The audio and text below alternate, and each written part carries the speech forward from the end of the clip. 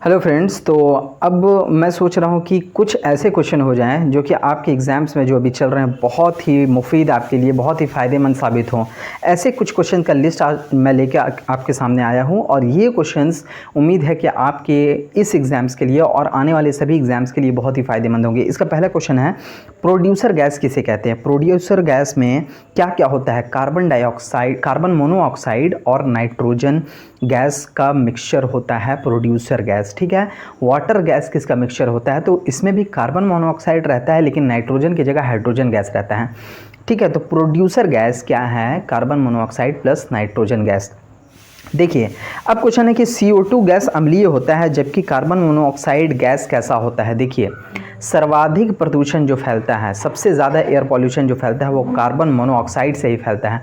Carbon monoxide बहुत ही जहरीली खतरनाक गैस है जो कि आपके ब्लड में एक परमानेंट कंपाउंड बना लेती है जिससे कि आपके जो है ऑक्सीजन सप्लाई में दिक्कत आता है। तो देखिए, CO2 गैस तो अम्लीय है, एसिडिक है, लेकिन कार्बन मोनोऑक्साइड गैस उदासीन है। ये बहुत ही महत्वपूर्ण क्वेश्चन था, ये बताया मैंने। क्षार जो है लाल लिटमस पत्र को कैसा कर देगा? क्षार लाल लिटमस पत्र को नीला कर देता है और अम्ल नीले लिटमस पत्र को लाल कर देता है। ठीक है। तांबा का प्रमुख अयस्क क्या है? तो कॉपर पाइराइट। कॉपर पाइराइट तांबे का प्रमुख अयस्क है। लोहे का अयस्क जो है हेमेटाइट है। ठीक है। मैग्नेटाइट है। ठीक है। आयरन पाइराइट, आयरन पाइराइट किसका है? तो आयरन पाइराइट भी लोहा का है, लेकिन यहाँ कॉपर पाइराइट जो है तांबा का अयस्क है। ब्लैक लेड का रासायनिक नाम क्या है? जो ब्लैक लेड है, जिसे काला शीशा कहते हैं, इस ग्रेफाइट को कहते हैं। पेंसिल में जो भी ब्लैक वाला होता है वो भी ग्रेफाइट ही है। ठीक है। इसका भी बहुत महत्वपूर्ण उपयोग है। संगमरमर का रासायनिक नाम और फॉर्मूला क्या है? संगमरमर का रासायनिक नाम जो है क्या है? कैल्शियम कार्बोनेट है। इसका फॉर्मूला क्या है? CaCO3, कैल्शियम कार्बोनेट यानी संगमरमर। ठीक है। माइटोकॉन्ड्रिया को क्या कहा जाता है? मिली देखिए, यहाँ पे क्वेश्चन है कि कोशिका का पावर हाउस, कोशिका का पावर हाउस ऑफ सेल किसे कहा जाता है? माइटोकॉन्ड्रिया कहा जाता है। यहाँ पे पावर डेवलप होता है सेल के लिए। ठीक है। एनर्जी डेवलप होता है, इसीलिए माइटोकॉन्ड्रिया को पावर हाउस ऑफ सेल कहा जाता है, कोशिका का पावर हाउस। फिर क्वेश्चन है कि रक्त का शुद्धिकरण करना किसका महत्वपूर्ण कार्य है? तो देखिए, फेफड़ा जो है, दो लंग्स जो आपके हैं बॉडी में, ये ब्लड का फिल्टरेशन करते हैं। ठीक है। ये बहुत ही महत्वपूर्ण अंग है और ब्लड फिल्टर जो है आपका जो होता है वो आपके किडनी के द्वारा होता है, रक्त का शुद्धिकरण। लेकिन जो रक्त का शुद्धिकरण फेफड़े में भी होता है, कैसे होता है? तो यही इसी फेफड़े में कार्बन डाइऑक्साइड आपके ब्लड से निकलता है और ऑक्सीजन शामिल होता है। ठीक है। उसके बाद क्वेश्चन है कि किस ग्लैंड को मास्टर ग्लैंड कहा जाता है, यानी कौन सी ऐसी ग्रंथि आपके बॉडी में जो कि मास्टर ग्लैंड कहलाती है? ठीक है। तो पीयूष ग्रंथि ऐसी ग्रंथि है जो आपके बॉडी में मास्टर ग्लैंड कहलाती है। ये मस्तिष्क में एक जगह होता है, सेलर टर्सिका नामक गड्ढे में होता है। मात्र 1.3 सेंटीमीटर का होता है, लेकिन इससे बहुत सारे महत्वपूर्ण जो है हार्मोन्स निकलते हैं। ठीक है। हार्मोन का क्लास जब करवाऊंगा तो उसको कवर अप करने की कोशिश करूंगा। फिर क्वेश्चन है कि विटामिन B6 का रासायनिक नाम क्या है? विटामिन B6 का नाम पायरिडॉक्सिन है। पायरिडॉक्सिन। प्याज, लहसुन, ये सब किसके उदाहरण हैं? शल्ककंद के उदाहरण हैं, यानी बल्ब के उदाहरण है। BULB, बल्ब के उदाहरण है। फिर क्वेश्चन है कि रबी फसल की बुआई कब की जाती है? तो रबी फसल यानी ठंडे की फसल, इसकी बुआई कब की जाती है? तो इसकी बुआई की जाती है आपका अक्टूबर नवंबर में। ठीक है। ये ठंडी की फसल है, गर्मी की फसल नहीं है।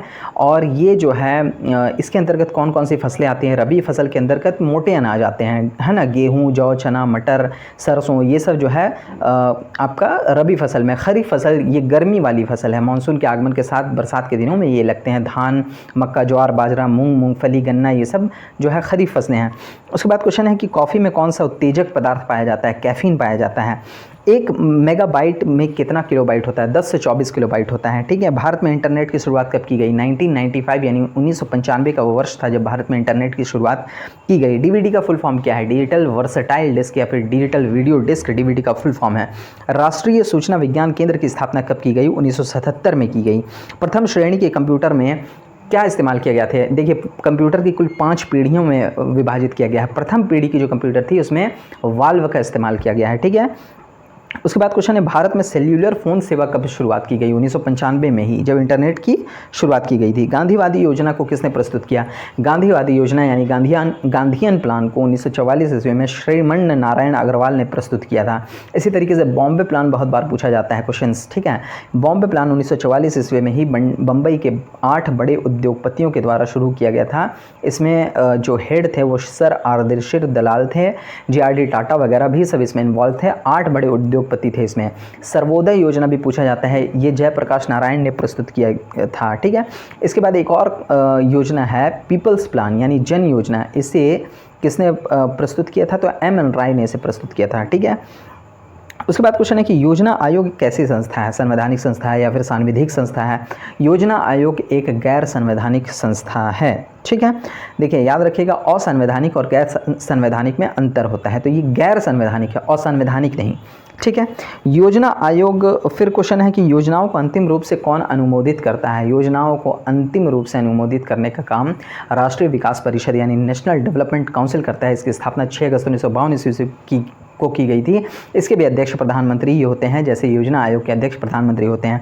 राउरकेला इस्पात कारखाने की स्थापना कब की गई थी? राउरकेला इस्पात कारखाना जो उड़ीसा में है, भिलाई जो कि छत्तीसगढ़ में है, और एक दुर्गापुर इस्पात कारखाना जो कि आपका पश्चिम बंगाल में, इन तीनों कारखानों की स्थापना द्वितीय पंचवर्षीय योजना के दौरान की गई थी।